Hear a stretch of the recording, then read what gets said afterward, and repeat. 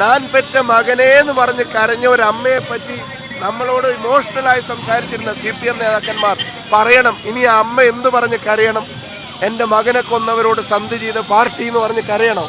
അത് CPM നേതാക്കന്മാർ പറയണം. കേരളം മുഴുവൻ പ്രചരണം നടത്തി തലസ്ഥാന നഗരത്തിലേക്ക് എത്തിയാണ്. എങ്ങനെയാണ് ഒരു UDF-ന്റെ ഒരു തരംഗം ഇത്തവണ? റിയൽ ഇലക്ഷൻ സ്റ്റോറി, ഗ്രൗണ്ടിൽ നിന്നുള്ള ഇലക്ഷൻ സ്റ്റോറി ഐക്യ ജനാധിപത്യ മുന്നണിക്ക് 100% അനുകൂലമാണ്. ഒരു താരപ്രചാരകരായിട്ടാണ് ഇപ്പോൾ കേരളം മുഴുവൻ സഞ്ചരിച്ച് ഇപ്പോൾ തലസ്ഥാന നഗരത്തിലേക്ക് എത്തിയിരിക്കുന്നത്. എങ്ങനെയാണ് ഒരു സീറ്റായിരിക്കും തവണ ഉണ്ടാവുക? ഈ തെരഞ്ഞെടുപ്പിലെ താരപ്രചാരകർ ജനങ്ങളാണ്. ജനങ്ങൾ നയിക്കുന്ന ഒരു തെരഞ്ഞെടുപ്പാണ്. ചെല്ലുന്നിടങ്ങളിലെല്ലാം ജനങ്ങൾ തെരുവിലാണ്. ഈ ബൈക്കുമായി വരുന്നവർ ഞങ്ങളുടെ ആളുകളാണ്. കാറിലും ബസ്സിലും കടകളിലും നിന്ന് കൈ കാണിക്കുന്നവർ മുഴുവൻ ഞങ്ങളുടെ പാർട്ടിക്കാരായിക്കൊള്ളുന്നില്ല. അതിലെല്ലാ പാർട്ടിക്കാരും ഉണ്ടാവും, നിഷ്പക്ഷരായിട്ട് ജനങ്ങളുണ്ടാവും.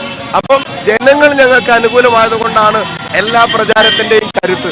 തീർച്ചയായിട്ടും ഞാൻ നേരത്തെ പറഞ്ഞതുപോലെ ജനങ്ങളുടെ തെരഞ്ഞെടുപ്പ് അവർ നയിക്കുന്നു, അവർ ജയിക്കും. അതാണ് ഞങ്ങൾ പറഞ്ഞത്, കേരളം ജയിക്കും. ഈ താങ്കൾ വടകര മത്സര സമയത്തും CPM ഇറക്കിയ ആയുധം തന്നെയാണ് ഇപ്പോൾ അവിടെ പേരാമ്പ്ര സ്ഥാനാർത്ഥിക്കെതിരെയും അവർ ഇറക്കുന്നത്. എങ്ങനെയാണ് അത് അത്തരമൊരു കാര്യങ്ങളിലേക്കൊക്കെ പോകുന്നത് CPM? അതാണ് ഞാൻ നേരത്തെ ചോദിച്ചപ്പോഴും പറഞ്ഞത്. CPM-ന് പോലൊരു പാർട്ടി ഒരു കാരണവശാലും ചെയ്യാൻ പാടില്ലാത്തൊരു കാര്യമാണത്. പ്രത്യേകിച്ച് ഒരു അനുഭവം അവിടെ നിന്ന് ഉണ്ടായിട്ടും ഒരാളുടെ ടങ് സ്ലിപ്പ് അല്ല, ഒരാൾ പ്രസംഗത്തിൽ അറിയാതെ പറഞ്ഞു പോയൊരു കാര്യമല്ല. നേരെ മറിച്ച് റെക്കോർഡ് ചെയ്ത് എഴുതി കൊടുത്ത് പ്രൊഫഷണൽ സൗണ്ട് റെക്കോർഡിസ്റ്റിനെ വിളിച്ച് റെക്കോർഡ് ചെയ്ത് അങ്ങനെ വന്ന ഒരു സാധനം അറിയാതെ സംഭവിക്കുന്നില്ല. അറിഞ്ഞുകൊണ്ട് CPM-നെ പോലൊരു പാർട്ടി എന്തിനാ അത് ചെയ്യുന്നു? അവരുടെ പ്രവർത്തകർക്ക് പോലും അംഗീകരിക്കാൻ കഴിയാത്ത, അവർക്ക് ആർക്കും ന്യായീകരിക്കാൻ കഴിയാത്ത വഴികൾ എന്തിന് CPM തേടുന്നു? കേരളത്തിന്റെ തെരഞ്ഞെടുപ്പ് ഗോതയിലേക്ക് കാഫിറും കൗമും ഒക്കെ വാക്ക് സംഭാവന ചെയ്യുന്നത് ആരാ? BJP അല്ല, CPM-ആ. അത് അപകടകരമായ രാഷ്ട്രീയമാണ്. അത് മാത്രമല്ല, അത് മറ്റുള്ളവരുടെ തലയിൽ കെട്ടിവെക്കാൻ ശ്രമിച്ചു. ഇപ്പൊ കാഫിർ ഞങ്ങളുടെ തലയിൽ കെട്ടിവെക്കാൻ ശ്രമിച്ചു. ഇപ്പൊ പോലീസ് പറയുന്നു അന്വേഷണം അവസാനിപ്പിക്കുകയാണ്. ഇതിനു മുമ്പ് കോടതിയിൽ കൊടുത്ത റിപ്പോർട്ട് അന്വേഷണം DYFI നേതാവിലാണ് ചെന്ന് നിന്നത്. DYFI നേതാവിൽ ചെന്ന് നിന്ന അന്വേഷണം എന്തുകൊണ്ട് ഫർദർ മുന്നോട്ട് പോകുന്നില്ല? റിബേഷനും അപ്പുറത്തേക്ക് അന്വേഷണം എന്താ പോവാത്ത? പോലീസിന് കഴിയാഞ്ഞിട്ടാണോ? ചെയ്യാഞ്ഞിട്ടാണ്. കാരണം അതിന്റെ പിന്നിൽ ആരാണെന്ന് കണ്ടാൽ അവരൊരിക്കൽ കൂടി ജനങ്ങളുടെ മുമ്പിൽ നാണം കെടുന്നുള്ള കാര്യത്തിൽ സംശയമുണ്ട്. ഇപ്പോ ഇതിന്റെയൊക്കെ കാരണം തെരഞ്ഞെടുപ്പിൽ ജയിക്കുക, അധികാരത്തിൽ നിൽക്കുക എന്നുള്ളതിന് മറ്റെന്തിനേക്കാളും പ്രാധാന്യം CPM കൽപ്പിക്കുന്ന ചില നേതാക്കന്മാർ അതിനകത്തുണ്ട്. ഭരണാർത്ഥിയാണ്. അതിനപ്പുറത്തേക്ക് പാർട്ടിയില്ല, നയങ്ങളില്ല, നിലപാടില്ല. അഭിമന്യുവിന്റെ ഘാതകരോടൊപ്പം കൂടില്ല എന്ന് പറയാൻ പോലും ആർജവമില്ലാത്ത തരത്തിലേക്ക് അവർ മാറിക്കൊണ്ടിരിക്കുക. ഞാൻ പറയുന്നു CPM-ന് ഇപ്രാവശ്യം വലിയ തകർച്ച സംഭവിക്കാൻ പോകുന്നത് അവരുടെ തന്നെ പ്രവർത്തകരുടെ വോട്ടായിരിക്കും. അവർ മാറി ചിന്തിക്കേണ്ടി വരും. കുഞ്ഞികൃഷ്ണൻ പറഞ്ഞതുപോലെ പ്രവർത്തകർ നേതൃത്വത്തെ തിരുത്തുന്ന തെരഞ്ഞെടുപ്പായിട്ട് ഇത് മാറും. ഞാൻ പെറ്റ മകനെ എന്ന് പറഞ്ഞ് കരഞ്ഞ ഒരു അമ്മയെ പറ്റി നമ്മളോട് ഇമോഷണലായി സംസാരിച്ചിരുന്ന CPM നേതാക്കന്മാർ പറയണം, ഇനി ആ അമ്മ എന്ത് പറഞ്ഞ് കരയണം? എൻ്റെ മകനെ കൊന്നവരോട് സന്ധി ചെയ്ത പാർട്ടി എന്ന് പറഞ്ഞ് കരയണം. അത് CPM നേതാക്കന്മാർ പറയണം. കൃത്യമായ ഒരു ആസൂത്രണം ഇതുമായി ബന്ധപ്പെട്ട് CPM-ന്റെ സംസ്ഥാന കമ്മിറ്റിയിലടക്കം നടന്നിട്ടുണ്ടെന്ന് സംശയിക്കല്ലേ? ഞാൻ ഉത്തരവാദിത്തപ്പെട്ട നേതാക്കന്മാരാണ് അവിടെ മത്സരിക്കുന്നത്, വലിയ പദവിയിലിരിക്കുന്ന ആളുകൾ.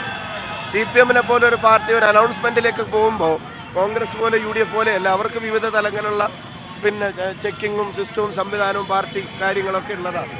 അപ്പോൾ അതൊക്കെ മറികടന്നിട്ട് അത്തരം ഒരു അനൗൺസ്മെന്റ് വരണമെങ്കിൽ അതിന് ഇന്റൻഷൻ ഉണ്ടാവില്ലേ? SDP ഉൾപ്പെടെയുള്ള ആളുകളുടെ കാര്യത്തിൽ അവർക്ക് ഇങ്ങനെ ഒരു കാലത്തും ഇങ്ങനെ ഒരു ക്ലാരിറ്റി കുറവ് വർത്തമാനത്തിലെങ്കിലും അവർ അനുഭവിച്ചതായിട്ട് നമ്മൾ കാണുന്നില്ല. നിങ്ങളൊക്കെ എത്രയോ കാലത്തെ തെരഞ്ഞെടുപ്പ് റിപ്പോർട്ട് ചെയ്യുന്നതാണ്. അപ്പൊ അങ്ങനെയൊക്കെ അവരെല്ലാവരും പറയണമെങ്കിൽ അവർ തമ്മിൽ ആലോചിക്കാനും പറ്റുമോ? ഒരാൾ പറയുന്നത് വേറൊരാൾ മറിച്ച് പറയുകയാണെങ്കിൽ നമുക്ക് മനസ്സിലാവാം അത് ആ ആളുടെ ഒപ്പീനിയൻ ആണെന്നുള്ളത്. പക്ഷെ എല്ലാവരും അങ്ങനെ പറയണമെങ്കിൽ ഒരാലോചന നടക്കാതെ കഴിയില്ലല്ലോ. ജയിപ്പിക്കില്ല. ജനങ്ങളുടെ റെസ്പോൺസാണ് ഇതിന്റെ കരുത്ത്. ഞാൻ അതാ പറഞ്ഞേട്ടാ, ജനങ്ങളുടെ റെസ്പോൺസാണ് ഇതിന്റെ കരുത്തെന്ന് പറയുന്നത്. അതില്ലാതെ ഒരിക്കലും ഒരു തെരഞ്ഞെടുപ്പും ജയിക്കും. ഞാൻ അതുകൊണ്ടാണ് പറഞ്ഞത്, ജനങ്ങളാണ് താരപ്രചാരകർ.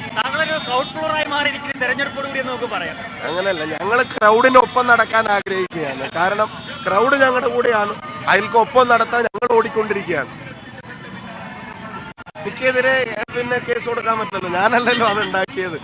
പോലീസ് ഞങ്ങൾ കൊടുത്ത പരാതിയില്ല, കാസിം എന്ന് പറയുന്ന ആ ചെറുപ്പക്കാരൻ കൊടുത്ത പരാതിയാണ് അപ്പോൾ അവർ നിർത്തിവെച്ചു എന്ന് പറയുന്നത്. അത് നിർത്തിവെക്കാൻ പാടില്ല. ആ കാഫിർ സ്ക്രീൻഷോട്ട് ഇറക്കിയത് ആരാണെന്ന് പോലീസ് കണ്ടെത്തണം. ഇപ്പൊ ഇവര് കണ്ടെത്താൻ മടിച്ചാൽ അടുത്ത UDF ഗവൺമെന്റ് വരും. ഉറപ്പായിട്ടും പോലീസിനോട് ഞങ്ങൾ അത് ആവശ്യപ്പെടും. എന്തായാലും ബൈജേട്ടാ, ഈ അവസാന നിമിഷത്തെ ഒരു പ്രതീക്ഷ എങ്ങനെയാണ്? ഇപ്പൊ ഗംഭീര പ്രചരണമാണ്, ഷാഫി പറമ്പിലൂടെ എത്തിയിരിക്കുകയാണ്. 100% കാട്ടാക്കട നമ്മൾ തിരിച്ചു പിടിക്കും.